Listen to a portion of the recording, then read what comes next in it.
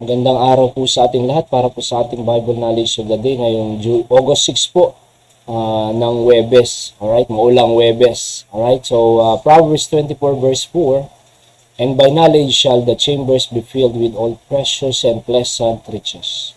So, by knowledge po ang ating pamagat ngayong umagang ito. Ang knowledge po dyan ay daat. Sa Hebrew word, ang ibig sabihin ay perception, or sa Tagalog ay kaalaman. Alright? So, shall the chambers be filled with all precious. Yung precious naman po dyan ay valuable, honorable, excellent. Okay? And pleasant naman po, pleasant riches. Yung pleasant po dyan ay delightful, kaaya-aya sa Tagalog. And riches po, of course, yung wealth of substance, mga kapatid. So, saan nagmumula? Yung precious, yung kaaya-aya, para maging kaaya-aya ang ating buhay. At meron tayong wealth, substance sa pangangailangan sa araw-araw.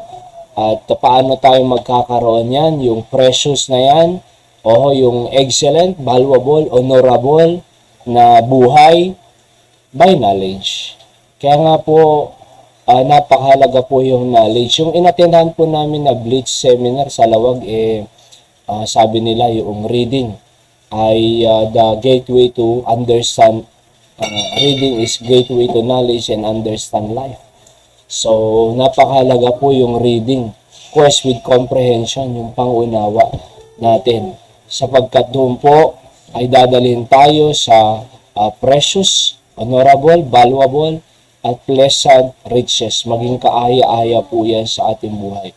Sa katunayan, may verse pa sa Bible na the fear of the Lord is the beginning of knowledge. Sabi rin po ni Hari Solomon.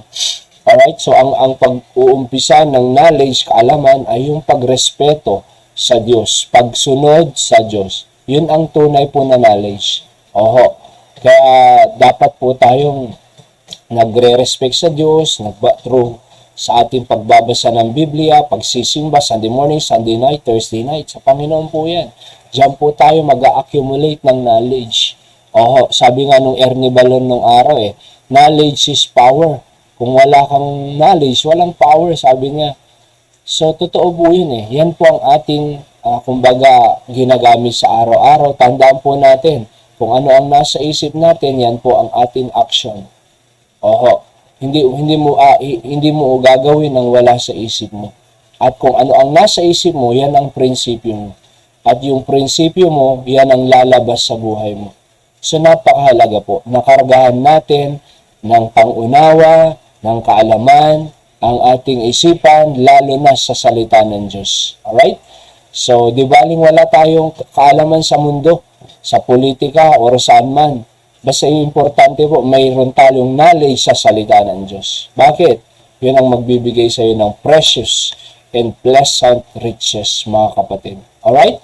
So, mag-aral po tayo sa salita ng Diyos, mag-Bible study, mag-Bible reading, personal quiet time with God, at tayo po ay mag-attend ng mga church services, makinig ng preaching, upang mag-increase pa yung ating knowledge. Alright? The more knowledge we know sa Diyos, the more we trust God. The more we know God, the more we trust God. You cannot trust whom you do not. Okay, sa ating pong principle of the day, ay to get knowledge is to acknowledge God. Our recognition of God will give us a good perception of life. Magandang araw po sa ating lahat. God bless po.